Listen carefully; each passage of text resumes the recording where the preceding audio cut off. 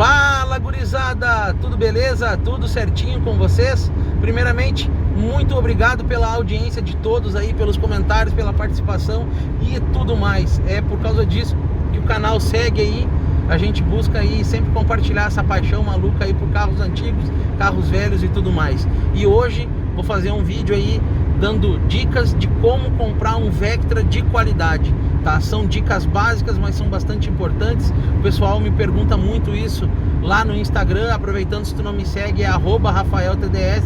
Lá eu posto meu dia a dia, bastante conteúdo, inclusive enquetes aí que vocês participam diretamente para me ajudar a tomar decisões aí quanto aos carros, tá? Então bora lá, vou dar algumas dicas para vocês.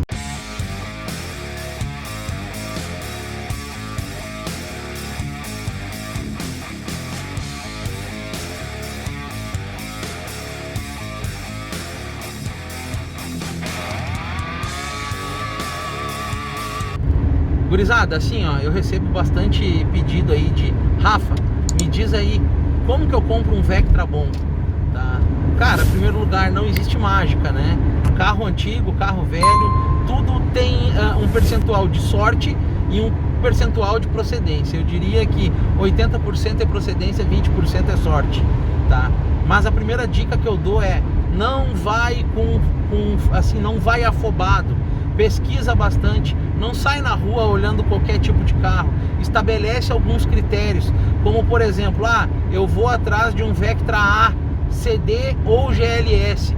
Primeiro lugar, estipula um valor de anúncio para tu ir atrás. A FIP desse carro é 10 mil, por exemplo. Estipula que tu vai olhar apenas anúncios de carros acima de 15, 16 mil reais, porque aí tu diminui o range de problema que tu pode ter. Por exemplo, o Edir e a gente foi lá em Jardim Alegre, no interior do Paraná, para buscar, não para ver, para buscar um Vectra A. Vou deixar um vídeo aqui em cima para vocês. E o carro, ele tinha um preço elevado, né? Mas parecia que ia dar tudo certo. 17 mil reais era o carro. Tinha outros carros na região mais baratos, né? Mas não era aquilo que o Edir imaginava. E esse daí também não era o que imaginava.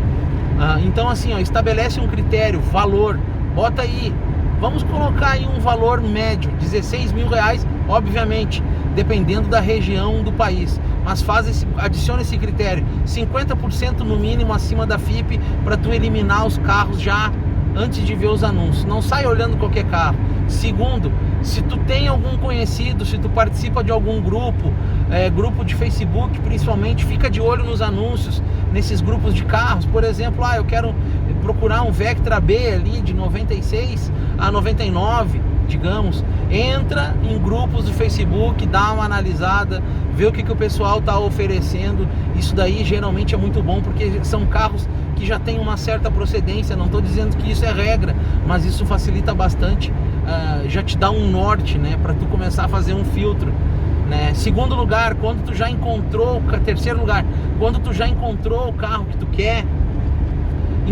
não se baseia na motorização, vai atrás do carro pelo estado de conservação, não vai atrás dos acessórios.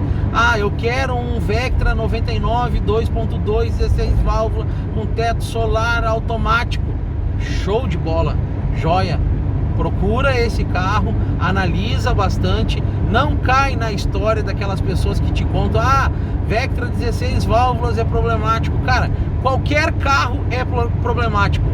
Pensa assim, qualquer carro usado é problemático. Um carro na casa de 20 anos, 20 e poucos anos, ele vai ter problema. Aí entra aquela questão dos 20% de sorte, 80% de procedência. Primeiro tenta realizar o teu sonho. Caso tu não consiga realizar o teu sonho, né, já gravei um vídeo falando sobre isso. Depois vai atrás do estado do carro, independente da motorização e os acessórios. Depois disso, quarto, cara, analisa a lataria, vê como que o carro tá, aqueles modelos que tem friso, aqueles modelos que tem um farol de neblina, vê qual é a situação, marca de farol. Tenta pegar um carro onde que um farol seja original, pelo menos, porque depois tu vai reclamar: nossa, a qualidade do farol não é tudo aquilo, meu farol não ilumina tudo aquilo. Aí tu vê o carro do outro cara ali que despacha um facho de luz distante, mas o cara tem um farol original, aí tu vai buscar por um farol original de um Vectra 2003, por exemplo, R$1.500 da marca Valeo, aí tu vai dizer, nossa, mas eu vou gastar 3.000 num par de farol. Cara, então tu tem que tentar evitar isso já na compra, né? Então tenta ver ali, pisca, farol de neblina, lanternas, essas coisas são bastante caras, e quanto mais antigo vai ficando o carro, mais caro vai. Tu consegue medir isso no percentual do carro. Quanto que custou um par de farol? Ah, custou 30% do carro. Isso daí é bastante comum, né? Pega aí, quem tem carro mais antigo ainda sofre mais ainda. Pega essa linha de carros quadrados da Volks, vai ver quanto que custa um farol original de um Gol, tu vai cair para trás. Vai ver quanto que custa um para-choque original de um Gol, tu vai cair para trás. A mesma coisa funciona com um Vectra. Farol, para-choque dianteiro novo, esquece, é só usado. Para-choque traseiro, a mesma coisa, salvo aqueles que têm estoque antigo, e vai ser um horror de caro, né? Então toma cuidado com isso, lataria, farol, esse tipo de coisa.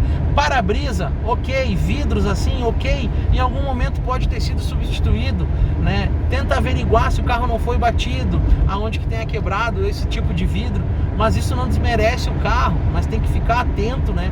Faz parte. Quanto ao interior do carro, dá uma olhada nos estofamentos, porque dependendo da versão, dependendo do ano do carro, o estofamento fica mais pobre. Então isso pode ser ruim, pode ter mais rasgados, pode ter costura mal feita, né? Eu não estou falando quanto a esponja de banco, esse tipo de coisa, porque isso daí é bastante tranquilo de resolver, mas agora quanto a tecido já é mais difícil, a não ser que tu tenha um tapeceiro de tua confiança, que tu sabe que o cara consegue as coisas para ti, tá? Mas se não, dá uma analisada no estofamento, vê como que tá o teto, se está muito desgastado, as colunas aqui, ver como elas estão, porque senão isso acaba se tornando caro, né? Tu pega um carrinho aí para curtir e esse tipo de coisa se torna caro. Depois disso, vê se não tá faltando nenhum acabamento, nenhum botão, ou se não tem moldura quebrada. Dependendo, se o carro é muito top, muito íntegro, não vai ser uma saída de ar-condicionado que vai fazer com que tu deixe de fechar o negócio, claro que não. Mas analisa isso no conjunto do carro. Vale a pena eu assumir isso desse carro? Esse carro vale a pena eu assumir o fato de que ele tá com a moldura quebrada ou não? Tem uma saída quebrada ou não? Ou tem um botãozinho aqui com desgaste? Tudo bem, tranquilo. Manopla do câmbio, se tiver com desgaste, isso daí pode ser uma série de coisas. Não é mais aquela história de que a manopla tá muito gasta aqui, então o carro já foi bastante usado. Cara, não quer dizer, tu pode pegar, eu já vi carros aí com 50 mil quilômetros com a direção ruída, mas é porque não tinha um insufilme, pegava sol, e acontece, o produto desgasta com o tempo. Estofamento na traseira de carro, ali atrás onde que pega muito sol, com desgaste, não tem o que tu inventar quanto a isso, entende? Mas vale a pena cuidar, ver se tá tudo direitinho, ver se não falta nada. Isso daí é bastante interessante. Depois disso, parte para a questão de chão, tá? Principalmente ali o Vectra B, que tem a suspensão multilink, ela é uma suspensão onde que requer um pouquinho mais de cuidado. Hoje, mexer numa suspensão de Vectra, principalmente na traseira, tu vai comprar um jogo de amortecedor de marca boa, tu vai gastar no mínimo R$800 o par. Eu não acho caro, mas para quem tá aí comprando o carro agora, investir nisso já se torna caro, porque tu não vai trocar só o amortecedor, tu vai trocar as molas, bota aí mais uns 280 na conta, uma mola boa. Aí tu vai mexer na suspensão traseira, tem aquelas buchas ali, elas não são baratas e não adianta tu colocar paralelo, porque tu só vai gastar o teu dinheiro, gastar a tua mão de obra. Então coloca de marca boa. Então se tu for fazer hoje, assim, uma suspensão traseira de um Vectra B, por exemplo, tu vai gastar aproximadamente R$2.000, R$2.500 entre mão de obra e peça boa, mola, amortecedor, buchas, entendeu? Então é um valor alto, analisando aí se tu for comprar o carro agora, e tu já tem que despender desse valor logo de início. Então anda no carro, anda em paralelepípedo, pega asfalto irregular, vê como que tá, principalmente a suspensão traseira. Suspensão dianteira não tem muito mistério, obviamente tem que ter peças de qualidade, elas se tornam caras, mas vê se o carro tem um chão e tudo mais, tá? Se tu for pegar aí um Vectra CD, por exemplo, que usa uma roda 16, cara, um pneu 16 de qualidade hoje, tu vai gastar aproximadamente R$1.500 nos 4 pneus.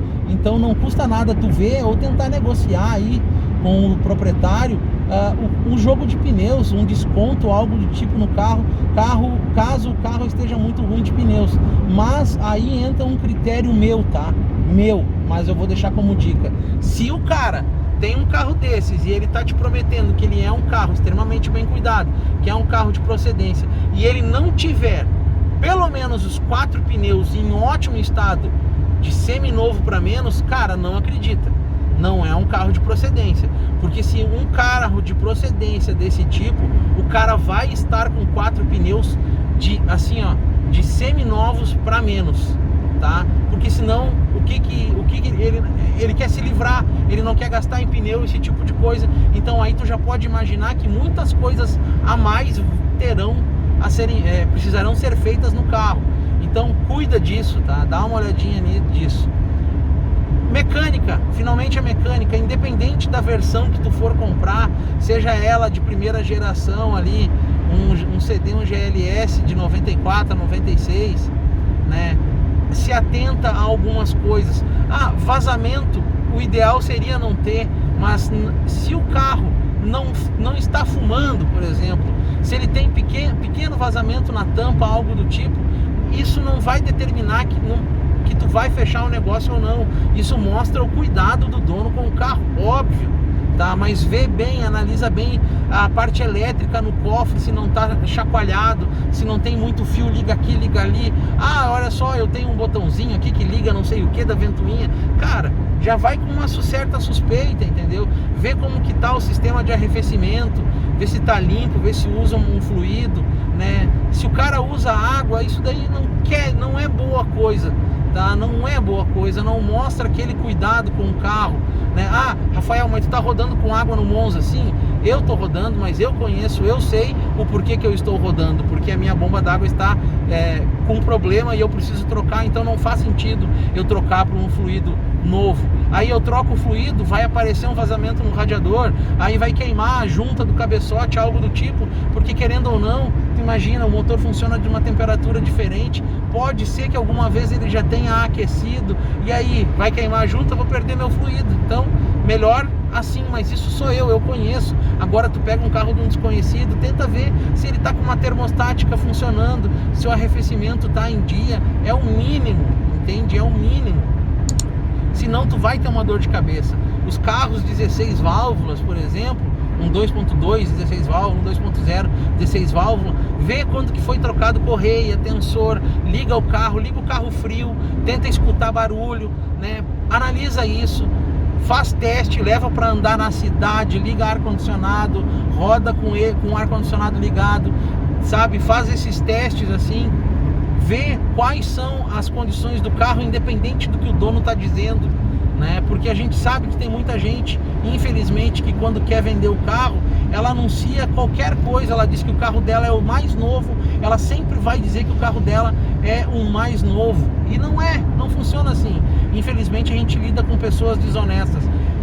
Se eu tivesse que vender um carro hoje, eu ia dizer todos os defeitos para a pessoa, e obviamente eu vou colocar um desconto no valor, porque eu sei o quanto precisa gastar. Eu não sou um tapado, entendeu? E também sou honesto. Agora, a gente não tem pessoas tão honestas assim. Vide esse caso que a gente foi até o interior do Paraná para buscar um carro onde o proprietário nos enganou, entendeu? Isso acontece com um monte de gente. Uma galera deixou nos comentários aí que também já passou por isso. Cara, é triste. Então não perde o tempo teu e não perde o tempo da pessoa, né? Oferecendo uma coisa que não é. Isso é muito chato. E talvez hoje tu consiga enganar alguém, mas ali na frente a vida vai te mostrar que tu fez errado e ela vai te cobrar com juros, né? A lei do retorno. Então, vê se ar-condicionado está funcionando. Não acredita naquela velha história de que é só dar uma carga de gás. Se fosse só dar uma carga de gás, por que o cara não fez isso antes e não está te vendendo o carro já com a carga no lugar, com te mostrar que o ar está gelando? Porque essa história de que é só uma carga de gás, cara, isso não cai. Na maioria das vezes isso daí é golpe, tá? Então tem que tomar cuidado com isso, com essas coisas, para tu ter um carrinho confiável, né? Então leva num lugar da tua confiança, uma oficina, pega, faz uma vistoria, faz um laudo cautelar do carro, vê como é que tá, puxa a capivara do carro e tudo mais, independente de ser um carro com mais de 20 anos de uso ou não, é o carro que tu quer, então busca essas informações, corre atrás, tenta pegar o carrinho da melhor maneira possível e, cara, antes disso, conversa com quem manja do assunto, quem tem ou já teve esse tipo de carro, procura informações no YouTube, procura informações, enfim, com pessoas que vivenciaram isso, e não aqueles caras que compraram o carro, ficaram 30 dias, 60 dias e só falaram mal do carro. Pode ter certeza que esses caras, das duas uma, ou pegaram um carro muito ruim ou negligenciaram o carro, tá? Então não cai nesse conto, tá? Segue essas dicas aí que tu vai conseguir pegar um carro com pelo menos 80% de procedência, tá? Porque, querendo ou não, o carro antigo te dá gasto, mas se tu souber escolher, leva em conta 80% procedência, 20% sorte. A tendência é que tu pegue um carro que muitas vezes tu só vai ter que fazer a manutenção básica, que é trocar um filtro de ar, filtro de combustível e trocar o óleo do carro. Só isso. Feito, gurizada, espero que vocês tenham gostado aí dessas dicas aí. Eu falei sobre dicas de como comprar um Vectra, né? Mas a gente sabe que isso serve para qualquer carro antigo, né? Já tô cansado de dizer isso no canal, mas não custa repetir. Nesse momento a gente está chegando aqui no pedágio de Gravataí e já passamos aí dos 15 minutos de vídeo. Feito, gurizada, se tu não é inscrito no canal aí, gostou do conteúdo, por favor se inscreva, não deixa de curtir aí, comenta bastante, complementa essas dicas aí e tudo mais. Feito? Um grande abraço, fiquem todos com Deus.